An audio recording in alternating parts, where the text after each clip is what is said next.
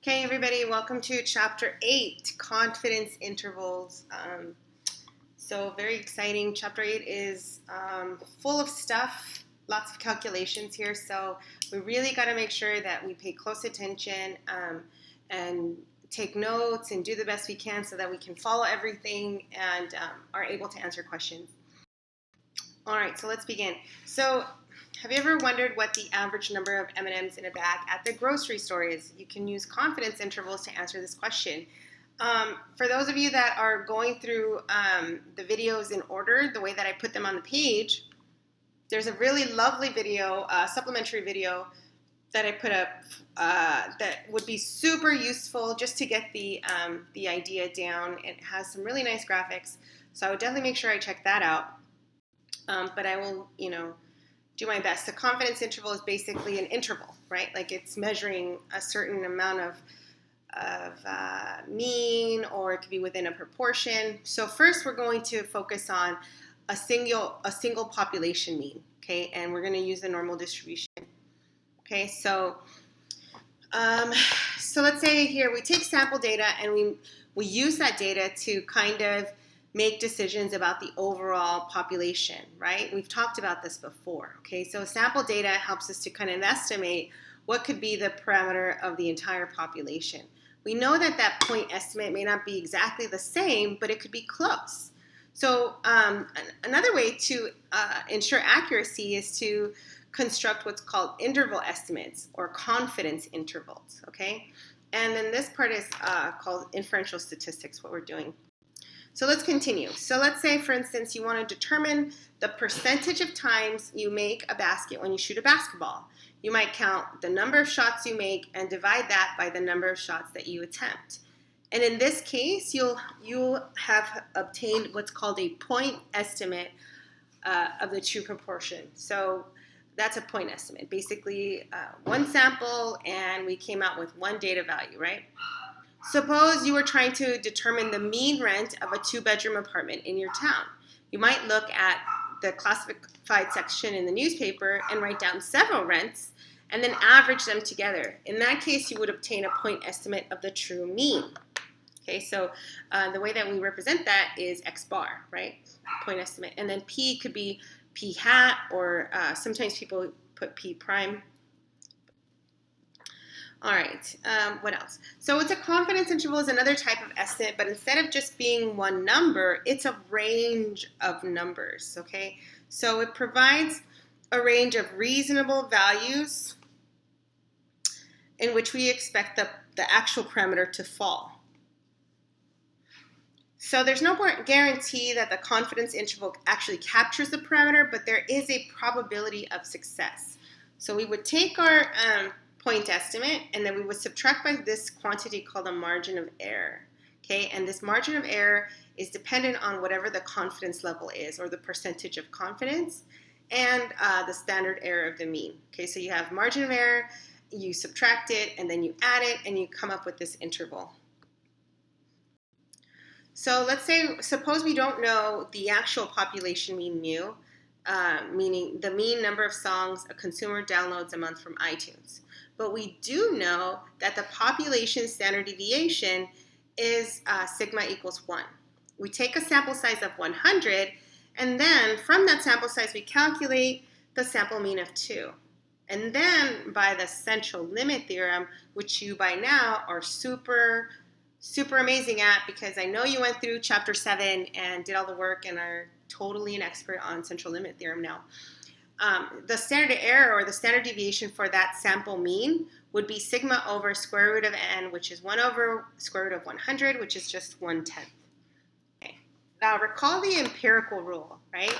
Empirical rule is basically that 95% of the samples will be between two standard deviations of the population mean mu. So let's say, for instance,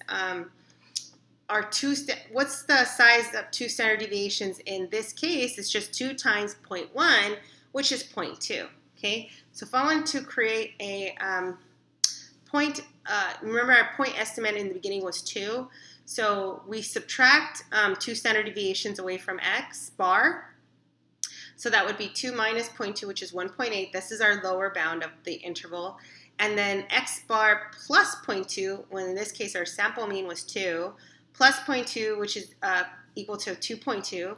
So we created this interval. We have our lower bound and our upper bound, okay? So we can say now that we're 95% confident that the unknown population mean number of songs downloaded from iTunes per month is between 1.8 and 2.2. So it's kind of like you created this net. You could say, you know what, I can't tell you exactly how many number of songs downloaded from iTunes per month is, but I can give you an estimate, an interval. It's within 1.8 to 2.2, and I can say that with 95% confidence. I'm pretty confident that it's in there, but it's not necessarily always going to be there. If we had multiple trials, 95% of the time, you would catch the actual value, but 5% of the time, you probably wouldn't. Okay, so let's suppose we recorded the number of meals each student in this class eats out in a week, okay? So let's construct a 95% confidence interval for the true mean number of meals students eat out each week. So let's let n equal 43 and x bar is equal to 5. Let's say we went ahead and we added everybody's total number of meals that they eat out, and we divide by the number of numbers, and we found the average, and that was 5. Okay, so let's say we did 1 already, 1 check. We know that sigma is 3. We assume that the population deviation is 3. And let's let n equal the number of students surveyed. So n would be 43 in this case. So to calculate this confidence interval, we would have to put in x bar, which is 5. We would subtract 2 times 3 over square root of 43. And then we would do x bar plus 2 times sigma, which is 3, over square root of 43. So then we would get here, for this number, it would be 4.085, and for this end of the interval, it would be 5.915. So in fact, this interval here with the 2 is for 95%. Okay, it's an approximate 95% interval. Okay, so if we want to construct an interval with 4 single unknown, emphasis on unknown, where the population standard deviation is known, we need x bar, which is the sample mean, as an estimate for mu, and we need what's called the margin of error. So the book uses EBM, which is basically a way of saying this is the error bound for a population mean. Okay, so the confidence interval looks like this. You have your sample mean that you took, okay, and then we subtract the error, comma, then we take the sample mean again, and we add the error, comma, and that's basically our confidence interval. Now, it's interesting because this margin of error, it depends on what we call the confidence level. Okay, so you might think, well, what's confidence level then? Well, let me tell you, confidence level is the probability that the calculated confidence interval estimate will actually contain the true population parameter that we're talking about. Okay, so remember with the iTunes example, we said, we're 95% confident that this interval contains the true population parameter. That means that if I kept performing that same test 100 times, let's say I did it 100 times, 95 of those times, my interval created would catch the actual average, okay?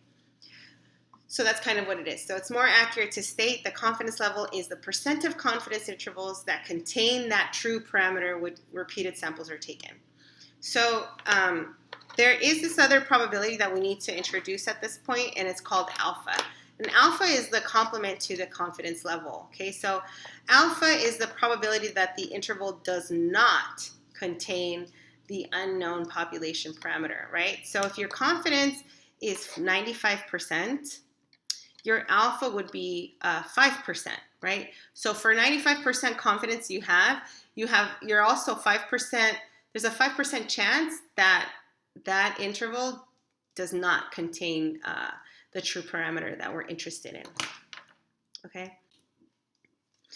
Okay, so let's do a super fun example. So suppose we've collected data from a sample. We know what the sample mean is, but we do not know the mean for the entire population. So we know X bar, but we do not know mu.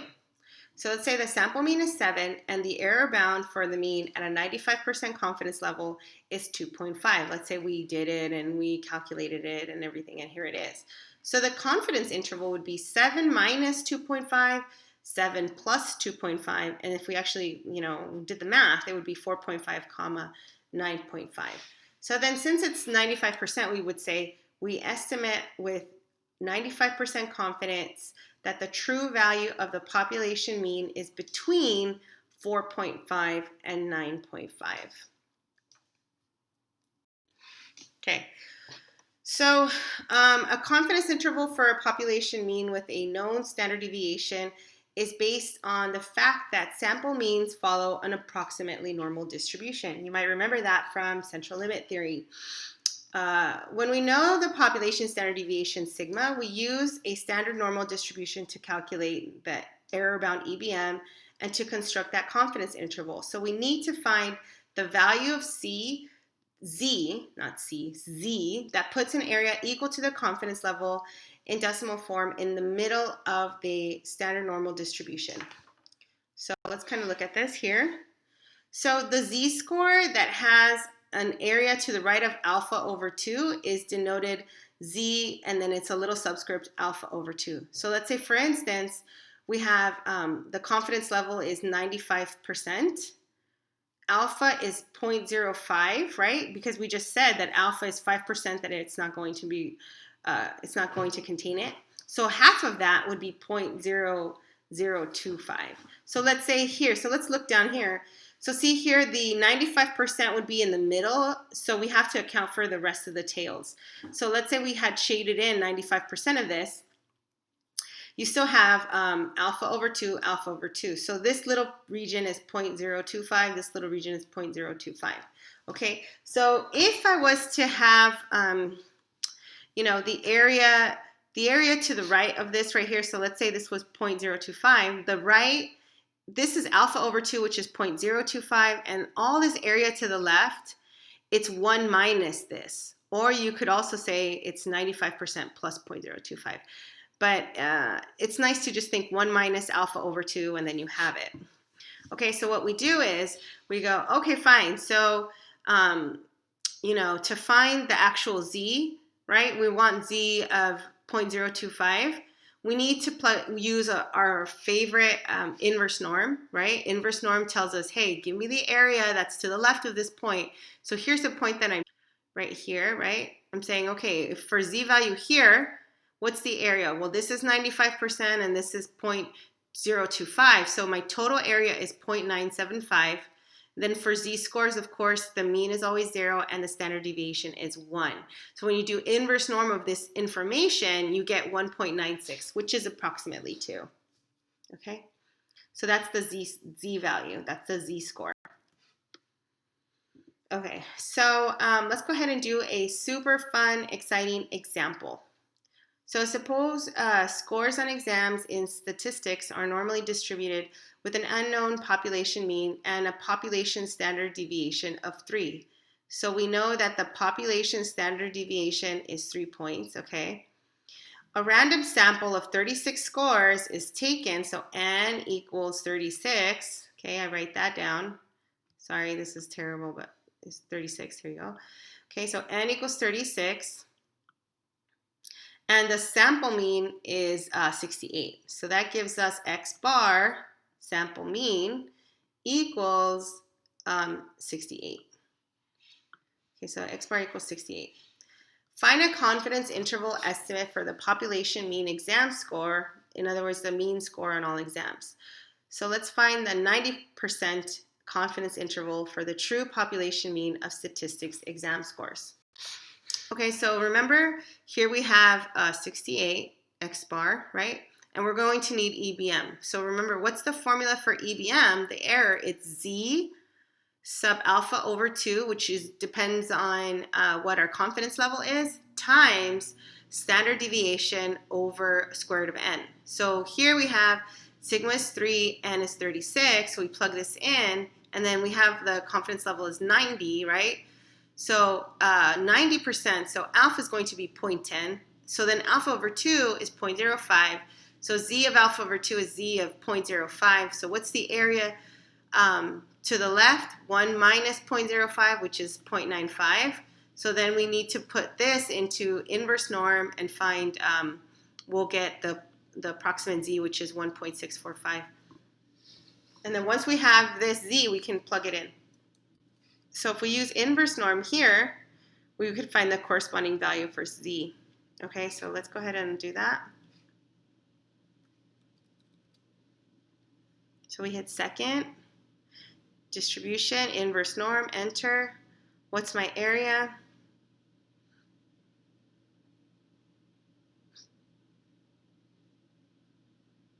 .95. And then that's my z-score right here, 1.645. Okay, so then when I plug that in, okay, so now I have my error. So x bar minus the error is going to be 68 minus 0.8225, which ends up to be 67.18 or something, 1775. And then x bar plus the error will be 68 plus 0.8225, so that's 68.8225. And so my confidence interval is just this right here, 67.1775, 68.8225. Okay, so now that we've gone through the tough example where you have to plug in everything and figure out what the z-score is and then plug it back into the error, it's like this whole thing, let's show you the easy way to do it, because that's just how things go sometimes. Okay, so if you wanted, we wanted to find a 90% confidence interval. So you would hit stat, then tests, and then you would go down to z interval, hit enter, go over to stats and hit enter, and then you would just plug in like 3 for the sigma, 68 for x bar, 36 for n, and then for C level is 0.90 or 0.9. And then it just gives you, it spits back out the confidence interval, and you will see that in the next slide right here. Okay, so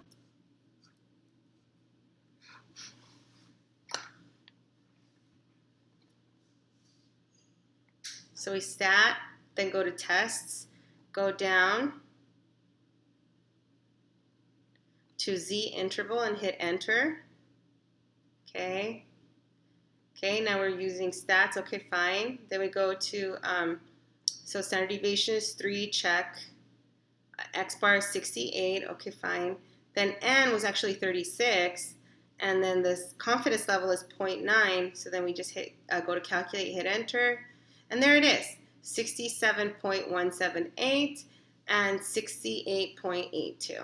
Okay, so we could say we estimate with 90% confidence that the true population mean exam score for all stats students is between 67.18 and 68.82. Yes, another example. I love these. Okay. Let me just, okay, so SAR for a cell phone measures the amount of radio frequency absorbed by the user's body when they use a handset. So every cell phone emits this energy, okay? So different phone models have different SAR measures. So in order to receive certification from the FCC for sale in the US, the SAR level for a cell phone must not be more than 1.6 watts per kilogram. So the next table shows us the highest SAR level for random selection of cell phone models as measured by the FCC. So our job here is to find a 98% confidence interval for the true population mean of SARs for cell phones. So let's assume that the population standard deviation is sigma equals 0.337. Okie dokie, so here we go. So we have all this. And you might be thinking, well, now what do I do? My goodness, it's this whole crazy list.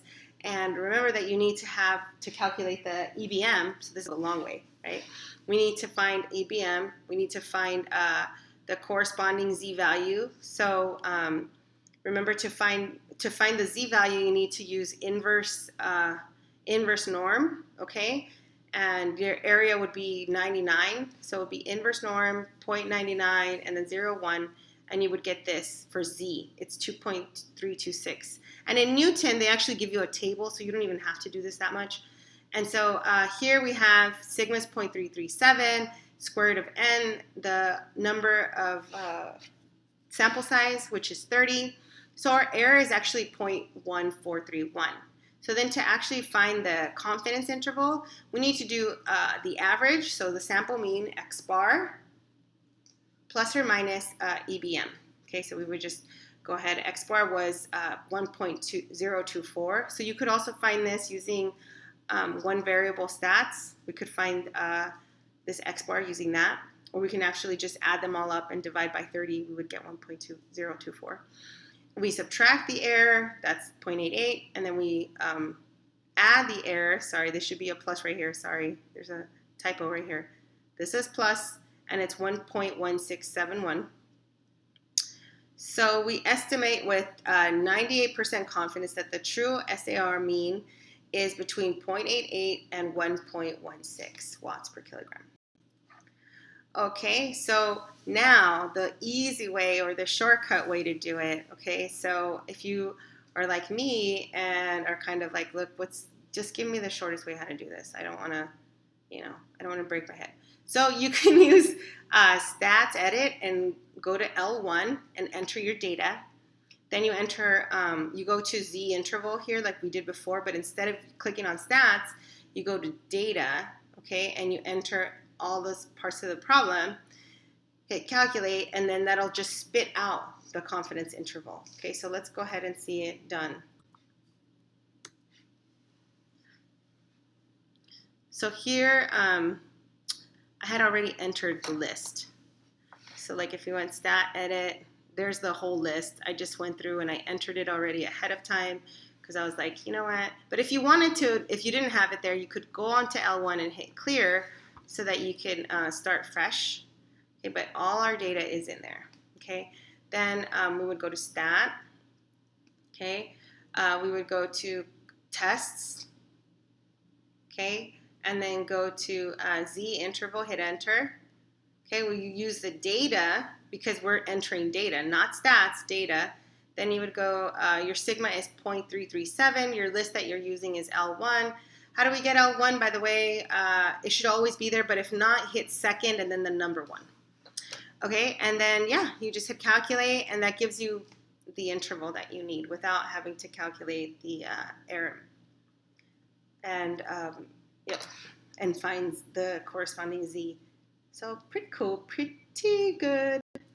Okay, so let's talk a little bit more about error. So the error is defined as, or the margin of error is defined as the Z score that corresponds to alpha, okay, times the standard deviation population over square root of your sample size. Now, what if I change the sample size? What would happen? So notice this, okay, this is the fraction, yeah, and then the sample size is in the denominator, yeah? So if we increase the sample size, you're basically taking this number Z, right, which is fixed if you're not going to change percentages mid-experiment. Okay, so you have Z, and then you're going to be multiplying it by a bigger fraction. You see what I'm saying? So this fraction, let's say, like if n was 100, it would be something over 10, right, because square root of 100. But if it was, let's say, like, I don't know, 10,000, it would be something over 100, right? So basically, if you increase the sample size, the entire error bound will decrease. Okay, so increasing the sample size causes the error bound to decrease, making the confidence interval more narrow. Now, the converse is true as well. So if you decrease the sample size, right, it would actually make the error get bigger because you're multiplying Z by a smaller fraction. I mean a bigger fraction, sorry. So that would make the interval wider, more wide. Now, if I change the confidence level, that also it plays a part because it is a factor. If I increase the confidence level, it also makes the error bound increase. okay, making the interval wider. But if I decrease the confidence level, it decreases the error bound, which makes the confidence interval more narrow. And usually we would want to just increase the sample size if we can, because if we would decrease the confidence level, then you're basically going to have less confidence in your answer. You're not going to feel as great about it. I think the standard is 95% and up. So if you'd say, oh yeah, I can say this with 50% confidence, nobody's really going to, no one's, I wouldn't want to just go by somebody that says this is 50% confident that this is going to work out or it's going to be in this interval. I would want as close to 100 if possible, right? Okay, one more thing, I think. So what if we wanted to calculate N was? Sometimes you want to have a specific margin of error. If we want to have a specific margin of error, then we can use the error bound formula to figure out what the required sample size is. So here's the formula for error bound, right? The margin of error, E. That's equal to the z score times standard deviation over square root of n. Now, if we did some fancy algebra, not really too fancy, but we square both sides, okay? If we take square it, we would get this, okay? And if our goal is to solve for n, so we would cross over here and then divide by EBM squared, we would get this formula that is just for n, okay? So we have this. We have this formula. You want to write this down because you are going to be using it, where we have that z is equal to z of alpha over 2, okay? So let's do one example. The population standard deviation for the age of Foothill College is 15 years, so sigma is 15. We want to be 95% confident, so that means we're going to use a z-score of 1.96, okay, from earlier. How many, and the sample mean age is within 2 years. So that within 2 years tells us that the error has to be 2. So how many randomly selected students must be surveyed? So we have n. We want to find n, but we're given sigma 15, error is 2, and z is 1.96 because the level is 95%. So all we do is just plug it into the formula. So n is equal to, and then you would write 1.96 squared, 15 squared, all over 2 squared, and then you would get 216.9, right? 0.09. So since we can't really have a fraction of a person, we would just say, okay, 217, that would be our sample size. Foothill College students should be surveyed in order to be 95% confident that we are within 2 years of the true population mean age of Foothill College students. All right, so that is it for me, 8.1, and I will see you in the next video.